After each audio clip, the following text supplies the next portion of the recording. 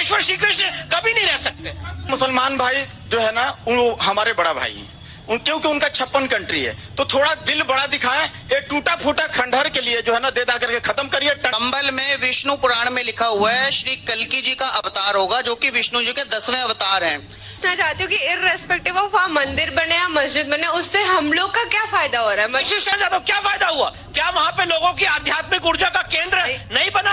आज मथुरा श्री कृष्ण जन्मभूमि जो योगेश्वर श्री कृष्ण की भूमि है, जो ज्ञान व्यापी में शिवलिंग है, अगर आज उसके दर्शन प्राप्त करने का आपको अवसर मिलेगा तो क्या आपकी आध्यात्मिक ऊर्जा का केंद्र वो नहीं बनेगा? जैसे वेटिकन सिटी है, जैसे मक्का मदीना है, वैसे क्या सनातनियों के जो ऊर्जा के केंद्र हैं उनको पुनः स्थापित नहीं करना चाहिए? प्राण प्रतिष्ठा के बाद पहले 6 महीने में वहां पर 12 करोड़ लोग ट्रैवल करने गए। 12 करोड़, जिन्होंने 12 करोड़ लोगों ने दर्शन किए।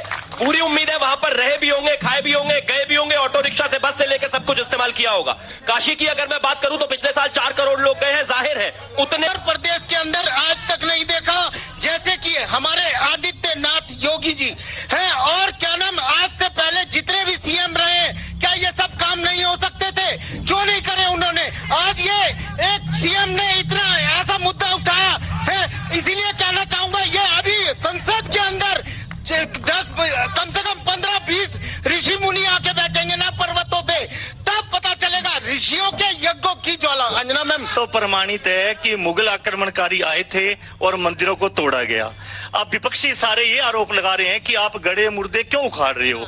मेरा एक ही सवाल है कि आपके राज में मुर्दा किए गए थे, अगर बीजेपी उनको जिंदा कर रही है तो आपको प्रॉब्लम क्या है? मुगल काल जब जो आक्रांताओं ने किया उस समय कांग्रेस थोड़ी शासन। मैडम, आजादी के बाद की बात कर लो, आजादी के बाद की अभी मजा आएगा ना भिड़ो। मुद्दे पे डिबेट कर रहे हैं, ऐसा तो है नहीं कि मैंने सबसे पहले आके आज तक पे डिबेट किया, आज तक में मुद्दा उठाया और उसके बाद कोर्ट गया। मैं पहले कोर्ट गया, फैक्ट्स वेरीफाई किए, हर बात एफिडेविट पे डाली, उसके बाद यहाँ चर्चा हो रही है। तो अगर इनको कोई इशू है तो कोर्ट में जाएं, एफिडेविट पे गिराया भाई, आप लोगों ने जो रिपोर्ट है वो सौंप दी है। हाँ, रिपोर्ट सौंप दी है। मुझे बता नहीं सकते उसमें क्या है। हाँ, सुप्रीम कोर्ट का ऑर्डर है। हाँ, क्योंकि सुप्रीम कोर्ट लेकिन आप कितने आश्वस्त हैं कि आपका जो पक्ष है उसमें आप सही साबित हम पूरे आश्वस्त हैं। क्या है रिपोर्ट में? मतलब आप ब्रॉडली बता दीजिए कितने पिक्चर्स हैं, क्या है, क्या लिखा है वो मत बताइए। इस समय तो नहीं बता सकते क्योंकि सुप्रीम कोर्ट ने कहा है कि रिपोर्ट सील कवर में दाखिल की जाए। हाँ। और रिपोर्ट एडवोकेट कमिश्नर महोदय ने कल सील कवर में दाखिल कर दी है। हाँ। जो दोनों दिन वीडियो रिकॉर्डिंग हुई 19 तारीख की और 24 तारीख की, हाँ। वो सारी बातें भी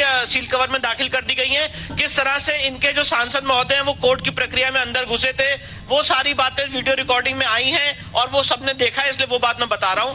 पर मैं एक बात कहना चाहता हूं अंजना जी, कि ये रिपोर्ट जब खुलेगी तो हमारा केस इससे मजबूत होगा और संभल का जो सच है वो सामने आएगा। एक दिन ये साबित हो जाएगा कि ये हमारे ईश्वर, हमारे आराध्य का हरिहर मंदिर था जिसमें विघ्न उत्पन्न करने की और गलत कब्जा करने की कोशिश की। मेरा सवाल जैन साहब से और शिवम त्यागी जी से है कि ना तो इन्होंने रामायण पढ़ी है ना महाभारत पढ़ा है, तो आप बताइए भगवान जो श्री कृष्ण थे वो उनके साथ कैसे थे पांडवों के साथ, जबकि जो संख्या में 100 थे उनके साथ क्यों नहीं थे? इसका जवाब देंगे आप? मैं दे देता हूँ, दे देते हैं। ये सवाल है, मतलब आप उनके साथ एक बौद्धिक चर्चा चाहते हैं कि भगवान कृष्ण किस तरफ थे, क्यों थे? इसलिए थे क्योंकि वो धर्म के साथ थे, धर्म के साथ थे। आपने ये सवाल पूछा ना, एक चीज कहना, कृष्ण पांडवों के साथ क्यों थे? एक चीज कहना चाहता हूं, क्योंकि वो धर्म के साथ थे, और जो अधर्मी है उनके साथ हमारे ईश्वर, हमारे योगेश्वर श्री कृष्ण कभी नहीं रह सकते। मैं एक चीज कहना चाहता हूँ, ये भारतवर्ष में सनातनी अपना ये जो खोद के दिखा रहे हैं, बैठ जाइए प्रभु। हमारे बच्चे को ये दिखेगा जो हमारे फ्यूचर में, भविष्य में हमारे साथ क्या हुआ, और हम इस चीज को जानेंगे। ऐसा हम लोग नहीं जानते थे, हम लोग स्वयं भी नहीं जानते थे। जब ये खुदा है तो हम जाने हैं जो हमारे साथ इतनी खुदाई नहीं हुई है, मतलब फिर भी सर्वे की गई है, फोटो खींची गई है, वीडियो बनाया गया। जो कुआं जो हुआ है उसमें जो तो बाहर में हो रहा है, कमल का जो निशान जो आया है, देख रहे हैं बाबा में जो आया है, आपके आज तक की चैनल के माध्यम से हमने देखा। तो अंजना जी मैं ये कहूँगा जो जी, तो वो शिवलिंग भी है उसमें, वो भी मिला है एक जंजीर में, वो हनुमान जी का वो भी मिला है। तो मैं ये कहना चाहता हूँ, जो हमारे सनातनी ये हिंदुस्तान है, भारतवर्ष है, अगर हमारे सनातन धर्म में अगर ये विष्णु जैन जी लाए, इनको मैं बहुत बहुत धन्यवाद करूंगा। जो हम सनातनी, हम जाने, इससे पहचाने, हमें समझ आया जो हमारे साथ क्या क्या अन्याय हुआ है। विष्णु जी आजकल सनातनियों के एकदम हीरो बन गए। जल्दी अंजना जी, देखिए, हमारे मुसलमान भाई जो है ना, वो हमारे बड़ा भाई हैं। क्योंकि उनका 56 कंट्री है, तो थोड़ा दिल बड़ा दिखाएं। ये टूटा फूटा खंडहर के लिए जो है ना दे दा करके खत्म करिए। टंटन नहीं चाहिए। गुरबाणी में क्या कहा गया है कि हक पराया नानका उस सुअर उस गाय, जिसका हक है उसको दे दो, है ना। जल्दी आखिरी, जल्दी आइए। जय कल्की जय जगतपते, पद्मापति जय रमापते। मेरा नाम कपिल है। मैं बाल्यकाल से श्री कल्की कीर्तन मंडल से जुड़ा हूँ। अब मेरी पूरी बात सुनिएगा। संबल में विष्णु पुराण में लिखा हुआ है श्री कल्की जी का अवतार होगा, जो कि विष्णु जी के 10वें अवतार हैं। मैं पिछले 25 वर्षों में मुझे कई बार मौका मिला है संभल जाने का। वहां पर स्थिति अंजना जी ऐसी होती है कि एक वार्षिक महोत्सव में उस कल्की मंदिर में जब शोभा यात्रा निकालनी होती है, तो जितनी वहां पब्लिक नहीं होती उससे ज्यादा सुरक्षा कर्मी लगाए जाते हैं। वहां पर इतना बुरा हाल था। मैं क्या नाम है, शंकर जैन जी का, विष्णु शंकर जैन जी का, इनको मैं प्रत्यक्ष पहली बार देख रहा हूं। सनातन धर्म विष्णु शंकर जैन जी का, योगी जी का और मोदी जी का सदैव आभारी रहेगा, अगर उन्होंने हमें कल की अवतार जो होने वाले हैं उनका स्थान हमें दिलवाया और वहां पर विशाल मंदिर बनवाया। जय श्री कल। जल्दी आइए, जल्दी। मैम, मैं पूछना चाहती हूँ कि इररेस्पेक्टिव ऑफ वहाँ मंदिर बने या मस्जिद बने, उससे हम लोग का क्या फायदा हो रहा है? विष्णु शंकर जैन साहब, इसका जवाब दीजिए। देखिए, हाँ, ये सवाल पहली बात, ये मैं अपनी बहन अपनी जो उनको बताना चाहता हूँ। ये सवाल बहुत लोग पूछते हैं कि सारे लोग भी बोलते हैं पार्टी के कि पेट्रोल पे चर्चा होनी चाहिए, देश के विकास पे चर्चा होनी चाहिए, इंफ्रास्ट्रक्चर पे चर्चा होनी चाहिए। अंजना जी, ये बताइए, मैं आपके चैनल पे आज ये बात कह के जाना चाहता हूँ, खूब चर्चा कराइए, विकास पे, पेट्रोल के दाम कितने होने चाहिए, फॉरेन एक्सचेंज कितना है, इन सब पे चर्चा कराइए। पर ये जो साथ में पैरेलल इशू चल रहा है, ये विरोधाभासी नहीं है, ये साथ में ये इश्यूज भी चलने चाहिए। और जो मेरी बहन ने यहाँ पे सवाल पूछा, इससे हमें क्या फायदा होगा, मैं पूछना चाहता हूँ, आज जो राम मंदिर बना, जिसका 22 जनवरी को वहां पे प्राण प्रतिष्ठा हुई, क्या फायदा हुआ? मैं पूछना चाहता हूं, क्या फायदा हुआ? क्या वहां पे लोगों की आध्यात्मिक ऊर्जा का केंद्र नहीं बना? आज मथुरा श्री कृष्ण जन्मभूमि, जो योगेश्वर श्री कृष्ण की भूमि है, जो ज्ञान व्यापी में शिवलिंग है, अगर आज उसके दर्शन प्राप्त करने का आपको अवसर मिलेगा, तो क्या आपकी आध्यात्मिक ऊर्जा का केंद्र वो नहीं बनेगा? जैसे वेटिकन सिटी है, जैसे मक्का मदीना है, वैसे क्या सनातनियों के जो ऊर्जा के केंद्र हैं, उनको पुनः स्थापित नहीं करना चाहिए? और इसमें कोई फायदे की बात नहीं है। जो लोग इसमें घुसे हैं, जो लोग उसकी महत्वता को जानते हैं, वैल्यू को जानते हैं, उन्हें पता है कि इसको जब पुनः प्राप्त किया जाएगा तो हमें क्या फायदा मिलेगा। यूजुअली मैं काउंटर आर्ग्यूमेंट नहीं कराती, लेकिन चूंकि युवा है, एक प्रश्न इनका और है, वो मैम 76 इयर्स हो चुके हैं इंडिपेंडेंस को, और मतलब मंदिर बने, वो मैं भी मानती हूँ भगवान में बहुत ज्यादा, लेकिन अभी भी हमारी जो मेन नेशनल पार्टी है बीजेपी, उसके मैनिफेस्टो का मेन पार्ट होता है कि मंदिर बनवा रहे हैं, कितनी एम्प्लॉयमेंट जनरेट करिए, उन सब चीज से कुछ मतलब उसको फोकस नहीं किया जाता। आप अभी भी इलेक्शंस मंदिर बनाने के नाम पे जीते जा रहे हो। ये छवि, आप इसका जवाब दीजिए मिस्टर त्यागी। आपने, क्योंकि पार्टी से उनका राजनीतिक उन्होंने तो धार्मिक एस्पेक्ट बनाया। सबसे पहले मैं एक चीज कहना चाहता हूं कि मर्यादा पुरुषोत्तम भगवान श्री राम के मंदिर के खास तौर पर प्राण प्रतिष्ठा के बाद पहले 6 महीने में वहां पर 12 करोड़ लोग ट्रैवल करने गए। 12 करोड़, जिन्होंने 12 करोड़ लोगों ने दर्शन किए। पूरी उम्मीद है वहां पर रहे भी होंगे, खाए भी होंगे, गए भी होंगे, ऑटो रिक्शा से, बस से लेकर सब कुछ इस्तेमाल किया होगा। काशी की अगर मैं बात करूं तो पिछले साल 4 करोड़ लोग गए हैं। जाहिर है उतने गोवा में नहीं जाते। मंदिरों को दबा दबा कर आप इस देश के स्पिरिचुअल टूरिज्म को क्यों खत्म करना चाहते हैं? सारी दुनिया अपने देश में एक से एक टूरिज्म को बढ़ावा देती है, स्पिरिचुअलिज्म को बढ़ावा देती है। आप भी दीजिए, लोग आएंगे। और लेकिन सिर्फ विषय इतना सा नहीं है। हम एम्प्लॉयमेंट पर भी बात करते हैं, हम इंफ्रास्ट्रक्चर पर भी बात करते हैं, हम जीडीपी पर भी बात करते हैं, हर चीज पर बात करते हैं, लेकिन इसके साथ अगर कोई धार्मिक एंगल है तो उसको भी डिस्कस किया जाना चाहिए। अंजना जी, मामला गर्म हो गया थोड़ा दोनों के बीच में, क्या हो गया? कमाल की बात है। भगवान की आस्थाओं को अगर हम मान रहे हैं, हम जा रहे हैं दर्शन के लिए, तो वहाँ पे रहने का, खाने का, पीने का सबका होता है। उसमें कोई दुनिया को तो रोजगार मिला, कोई तो उस काम को कर रहा है जिसको हम यूज करेंगे पैसे का। तो इसमें कहा बरस नहीं, वो बोले कि बोले ये रोजगार नहीं है। अंजना जी, मंदिर को कह रहे हैं टूरिज्म बना रहे हो आप, उसको टूरिज्म बना रहे हो क्या? आप विदेशों में घूमने जा रहे हो क्या? ना इन्होंने रामायण पढ़ी है ना महाभारत, किस में आपने क्या पढ़ा है? क्या पढ़ा है आपने? दीपक झा, जी, दीपक झा जी, दीपक अंजना झा जी, जी, कमाल की बैठिए। बात है। बैठिए। अंजना जी, कमाल की अरे, बात आपका है। सवाल। मोदी जी बनारस को क्योटो बनाने चले थे और विष्णु जैन साहब अरे इसको बैठिए मदीना भैया, मक्का भैया, मदीना भैया, बनाने चले। बैठिए। बात यह है, अंजना जी, अरे आप धर्म की बात कर रहे थे, इतना गुस्सा नहीं सिखाता अंजना है। जी। बैठिए।